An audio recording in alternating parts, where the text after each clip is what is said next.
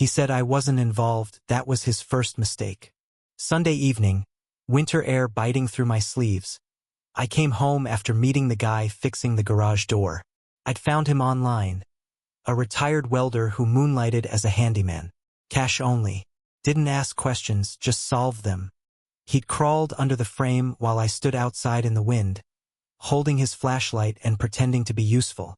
I paid him $120 from the account Tracy doesn't know I keep. The same account I used for the new water heater. The same one I used to cover Zach's school trip when Tracy's check bounced in March. That account used to be for my emergency fund. But around here, every week was an emergency.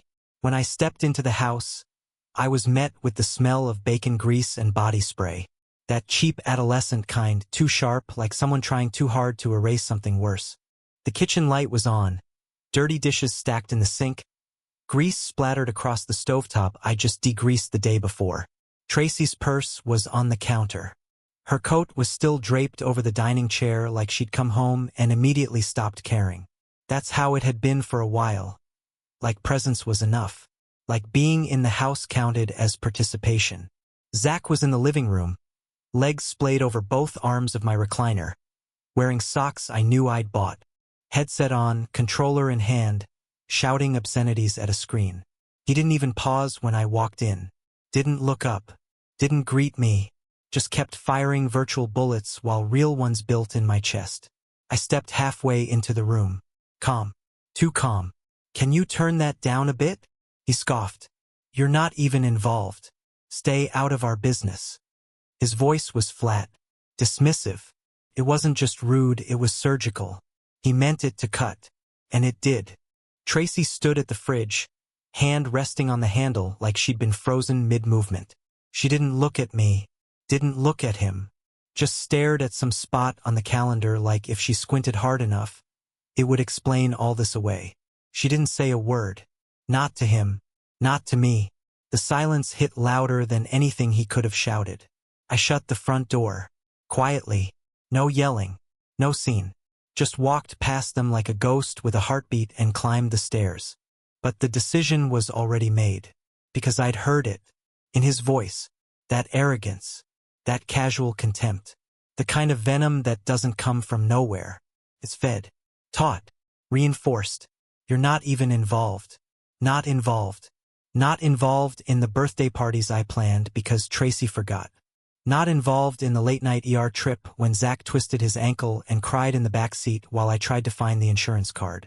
Not involved in the groceries I bought when the fridge was empty, the rides to school when the bus didn't come, the $600 headphones I bought for Christmas. The same ones Zach told his friends Todd had given him. Todd, the man who sends a text once every 4 months. Just enough to be remembered but never enough to be relied on. The ghost they keep making room for at the table while I keep cooking the damn meals. Not involved. I sat on the edge of the bed that night, back aching, hands still smelling faintly of grease and sawdust from holding that damn flashlight. The window fogged with my breath. The heater clunked like it always did when the air kicked in too late.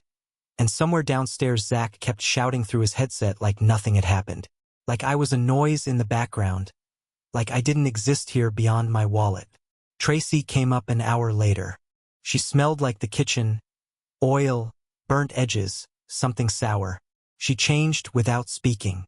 Slipped under the covers like silence was a shield. And still she said nothing. I didn't push. I didn't ask. I'd learned better. You ask enough times why someone didn't stand up for you, and eventually the answer becomes unbearable. So I lay there, staring at the ceiling, and thought about what I'd built here. All the bills I'd paid, not just the ones in envelopes but the invisible ones. The emotional invoices. The debt I'd taken on hoping it would be worth something in the end. Zach always made it clear I wasn't his dad. But he never had a problem taking my help. Basketball camps, private tutoring, school laptops. When the power went out, I was the one on the phone with the electric company. When the toilet overflowed, it was my hands in that mess. When he needed a ride, a lunch packed, a form signed, it was always me. He said I wasn't involved. But he lived in the house I paid for, ate the food I stocked, walked through doors I installed with these hands. I was involved in every brick of this place. But none of it counted. Because I wasn't Todd. Tracy always brushed it off. He's just a teenager. He'll grow out of it. But that excuse had gotten old. Zach wasn't just being a teenager. He was testing the limits of disrespect and finding out there were none. The electrician who came last month to fix the breaker? Zach mocked his accent. Said the guy smelled like cigarettes. I pulled him aside afterward and told him not to talk like that about people doing honest work. He rolled his eyes. Said, "You act like he's your best friend or something." He didn't get it. He didn't get anything. And neither did Tracy. Or maybe she did. Maybe she just didn't care. She always played mediator. Let him push the boundaries and then asked me to pull them back without a fight. Don't make a big deal. Don't escalate things. He's just testing you. Testing me? I was the one who kept this whole structure from collapsing. I was the scaffolding, and they kept removing screws, hoping it would stand anyway. That night, when Zach told me I wasn't part of it, that I wasn't involved, something shifted. Not with anger. With clarity. He wanted me out of his business. Fine. Then I'd pull out of everything. Emotionally. Financially. Practically. No more bills in my name. No more rides. No more acting like I mattered here when I clearly didn't. He drew the line. I just finally saw it. The morning after Zach said I wasn't involved, I sat at the kitchen table long before the sun was up. Coffee gone cold beside me. My hands steady. My breath even. I didn't need a fight. I didn't want an argument. I wanted distance. So I took it. I pulled out the folder Tracy never looked at, the one I kept beneath the utility manuals and expired warranties. Inside, passwords, account numbers, backup logins. The blueprints of this house's bloodstream. 3 clicks. That's all it took. First, the electric bill. Transferred it to Tracy's name. Simple. Quiet. The power company didn't care who paid, as long as someone did. Second, the household credit card. The one Tracy used for groceries, and Zach used for anything else. That card was under my name, had been for years. I canceled it. Not paused. Not frozen. Canceled. Permanently. A clean cut. Third, the thermostat. I changed the pin. Locked it at 60 degrees. Not ice cold, just cold enough that you'd feel it in your fingers. Cold enough to notice. Cold enough to think. It was petty, maybe, but it was intentional. I wanted them to feel what it was like when I wasn't involved. Not because I wanted revenge, but because I wanted honesty. Zach had said the words. Tracy hadn't corrected them. So now they'd live them. By the time the two of them stirred, I'd already left for work. I didn't hear the complaints. Didn't need to. I knew exactly how the house would feel at 60 degrees. Knew how it would settle into their bones. That night I came home to jackets. Zach sat at the kitchen island in a hoodie pulled tight, his fingers stuffed into the sleeves. Tracy was boiling water, not for pasta, just for heat. A pot of water on the stove, lid off, steam rising like it could replace central air. Zach looked at me once. Didn't speak. Tracy met my eyes and held them a second longer than usual. There was no accusation in her face. Just a question she didn't ask. I poured myself a glass of water. Saturday. Opened my laptop like everything was normal. Something's wrong with the heat, Zach muttered. I didn't look up. Not my business. He blinked. What? I'm not involved. Remember? The silence that followed was thick enough to slice. Tracy opened her mouth, then closed it. Day 2, the fridge was nearly empty. Tracy asked if I could grab milk on the way home. Credit card's not working, she said. I shrugged. Probably because I'm not involved. She didn't answer. She didn't have to. Day 3, Zach wrapped himself in a blanket like a refugee and said his fingers were too stiff to type. His online classes had resumed, and suddenly warmth mattered. He didn't ask me directly. He asked Tracy to ask me. She didn't. By day 4, I found a space heater running in the basement. It wasn't ours. They'd borrowed it. I unplugged it. Left it at the foot of the stairs with a note. This doesn't belong to me. Tracy's silence was cracking, but still she said nothing. Still she played the middle, pretending the fence she sat on hadn't been rotting for years. On day 5, she snapped. "You made your point, Michael," she hissed, arms crossed tight over her sweater, her nose red from the cold. "You're acting like a child." I didn't look at her, just said, "No. I'm acting like someone who finally listened." That night I came home late. The house was dark. No lights, no warmth, no noise. Just the quiet shuffle of discomfort. I walked into the kitchen and found them eating dinner in coats. Actual coats. Zach's hood was up. Tracy's gloves were off but sitting beside her plate. Neither of them looked up when I entered. I poured coffee, sat down, let the steam curl around my face. Then I spoke. "So, how's it feel to not have me involved?" Zach didn't answer. His fork scraped against his plate like it was trying to escape. Tracy swallowed hard and said nothing. I wanted to scream, but I didn't. I sat in the stillness, in the truth of it, in the proof. This was what it looked like when I wasn't involved. This was what they asked for. By day 6, the silence in the house had changed. It wasn't just cold now, it was hollow. A kind of quiet that made the walls feel thinner. Like the house itself had started listening. I came home from work and found Tracy in 2 sweatshirts, curled on the couch with her laptop open and her fingers wrapped around a mug like it was the last warm thing in the house. She looked up when I walked in. Didn't smile. Didn't speak. Just stared like someone waiting for a verdict that had already been handed down. Zach wasn't around. His coat was draped over the back of the recliner. My recliner, but he was nowhere to be seen. I took off my boots, hung my jacket, and sat across from her. No words exchanged. Just the soft wheeze of the old furnace trying to move air that no longer listened.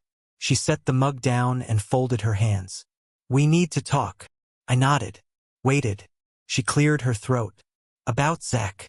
About everything. He shouldn't have said what he said. I should have said something, I know." Still, I said nothing. She pressed on. "He's a teenager. Stubborn. Stupid. He gets it from Todd. But he's not a bad kid, Michael. He's just..." She stopped herself.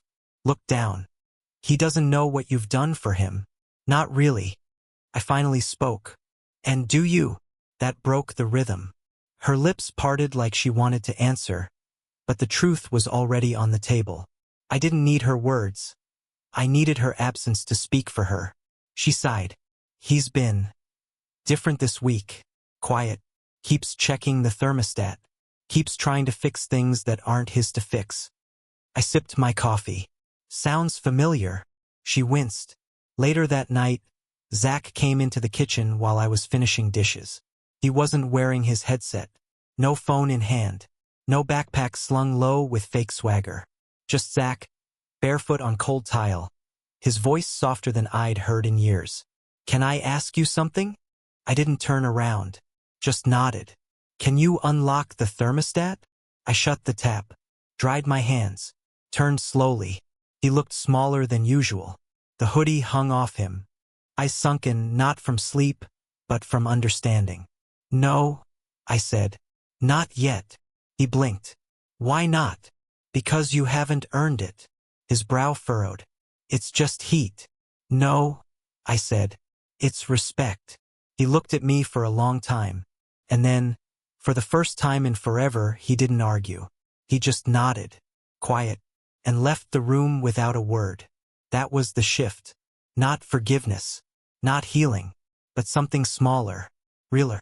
The next morning, I unlocked the thermostat. Not as a gift, not as a surrender, as a gesture, a symbol. But I didn't restore the credit card, didn't transfer the bills back. I left the weight where I dropped it on Tracy's side of the scale. The groceries? She paid. The streaming services Zach lived on? Canceled unless she wanted to foot the bill. I stopped being convenient, stopped smoothing the edges. Instead, I became consistent. I told Tracy, "If I'm not allowed to be a father, I won't be the bank either." She didn't argue. Not anymore. Zach kept his distance. But he started picking up after himself. Started rinsing dishes. Started lowering his voice when he entered a room. He still didn't call me dad. But he stopped calling me nothing. And in this house, that was progress. A month passed before anything really changed. Not on the surface, the days still moved the same. Tracy still left the house at 8:15 sharp. Zach still came and went in silence. We still sat in the same rooms, breathing the same air like distant strangers renting time from each other. But underneath, something had shifted, like the ground itself had remembered what it meant to hold weight. Zach no longer asked for rides or cash. He didn't toss his backpack onto the couch or leave his shoes in the hallway like I was there to clean up after him. He started folding his laundry, not well, but enough that I noticed. And once, after dinner, he took his plate to the sink and actually rinsed it. No eye contact, no words, just the sound of running water and small effort. I didn't praise him, didn't meet him halfway. I let him sit in the discomfort he'd earned. One Tuesday, Tracy told me he'd gotten a part-time job at a hardware store across town. I didn't ask how or why. I just nodded. That night, I saw his work boots drying near the heater, crusted in salt and mud, stiff from the cold. The same night, he came into the living room and stood in the doorway. I was reading. He waited a full 10 seconds before speaking. "I've been paying for my own phone." I didn't look up. "I just didn't want to owe you," he added. I turned the page. Good. That was it. That was the entire conversation. But it lingered. The next day, I checked the phone account. He wasn't lying. He was trying. Quietly.